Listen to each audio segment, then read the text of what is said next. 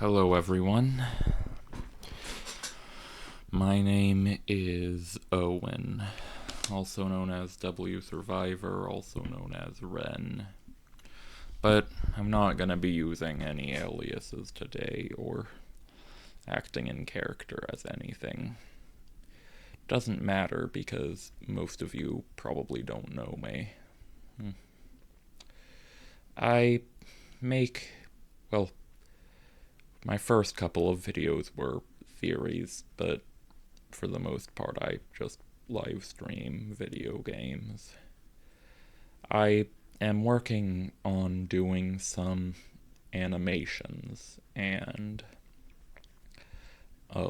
and I'm working on doing a Ask series, but that's not really relevant right now because, well, what this is about is today, um, a very major internet figure has announced that they're going to be leaving what they're most well known for.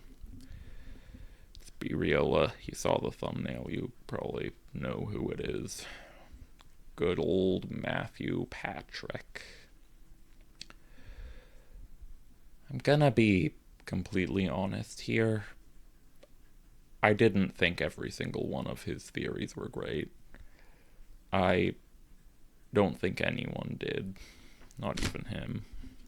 I think that there is a lot of things he could have done better, but I'm just some random kid on the internet.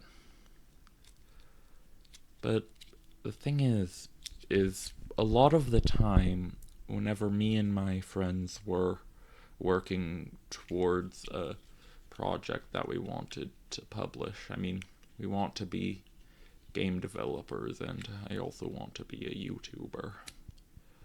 One thing we'd always jokingly say is our end goal is that we'd want MatPat to make a video on it. And I mean, he said he's not leaving the internet completely, but it'd only be back for like special occasions and stuff. I doubt he's gonna be doing anything on just some small content creator like me. I mean, so there goes that dream. Whoever takes over still could. Still doubt they will, though. It's. I'm sorry that this video isn't very polished. In all honesty, very few of mine really are. But this is completely unscripted, where most of my content is either completely scripted or live. Well, I. It's really just making this because, I mean, if you watch some of my oldest videos, you could definitely see some of MatPat's influence on them. I mean, for one thing, they're internet theory videos, but like MatPat, I tried to cover a very obscure topic. Still definitely want to make a part 3 to that. And then a bunch of live streams where, admittedly, those didn't have much influence for him. I kept on swapping between personas. The Ren, the persona I was in for my first few videos, who I think will mostly be appearing in scripted content, and switching back to myself, my real life persona. It's a bit of a weird thing since most of the people in chat refer to me by my real name since I'm their friend. And anyway, I don't think from an in-universe standpoint Ren would be able to live stream very much with their lore. And there is a lot of lore in my videos. It's just not good enough that anyone's gonna try to piece it together. I actually I'm planning on making a web series soon based a lot off of my childhood and games we played back then. I'm gonna make a video like sort of pitching that later on and seeing how much people are interested, but that's not today. And honestly, it's a bit tough since this isn't scripted and I don't want to edit this too much. Probably just gonna have the thumbnail in the background or something for video. I don't, as I said before, I don't think this video's gonna be very good. I mean, it feels like it's all been preamble up to this point, but I also don't have much to say. May sound really corny, but well, let me tell you a story. Long ago, there was a young boy. He didn't have belief in himself very much. He still doesn't, but eventually he discovered a YouTube channel run by someone by the name of MatPat. They made a bunch of videos on a wide range of topics. Minecraft, FNAF, Mario. It was not a pretty long time ago. And eventually they were able to start approaching things more analytically themselves. Also, sorry for the inconsistent gendering. I identify as every single gender, so they, he, and her will all work. But I'm just never mind. But they were really just looking for like a outlet, a source of inspiration. Because in all honesty, they didn't have much in their life at that point. That kid was autistic, you see. And that kid was in a great elementary school full of great people and supportive teachers. But then during middle school, no matter how much they wanted to, they couldn't go to the same school as their friends. They pleaded and begged, but they were sent to a different school. I'm not gonna say what either school was called, but in middle school they went to a autism program to support kids with Asperger's, and I know you're not supposed to say that anymore. It's what the program was called at the time. And they were supposed to learn social skills and have resources to support them, but everything there was so patronizing. It was like, it felt like everything, they were treating us like very young children. They even showed us some episodes of Sesame Street. We were edgy middle schoolers. That was painful. It went on like that for a while. Sixth grade was the worst part of middle school.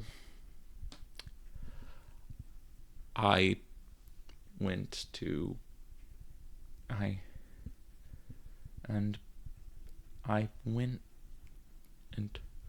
away during the pandemic. I had trouble keeping up with my schoolwork and was honestly really disparaged. I wanted to do so much, but it felt like I was in a prison. And the pandemic hit. In all honesty, I don't remember too much of quarantine. It's all sort of a blur for me. Just sitting there and watching videos and playing Among Us. Then came 8th grade. In 8th grade, that's when I really started to get into game theory. I had memorized all of the FNAF lore up to that point. I had started to use things I learned from game theory in class, and got good grades for it. I was becoming very intelligent, and I had potential. And most of all, people promised me that I would be able to leave the program next year. But unfortunately, they didn't even tell me that I wouldn't be able to go until a long time before. Or until a long time later, but I wasn't even allowed to advocate for myself in the meeting where it was decided. I was gonna still be in the program in high school. And now I should probably tell you something about myself. I don't know if I should share this over the internet, but I had very bad chronic vomiting. The reason I hadn't mentioned it until now was because it was at most like once or twice a week before now, but during 9th grade, the start of 9th grade actually was pretty good. I have a few vomiting episodes, but still manageable. Until I started to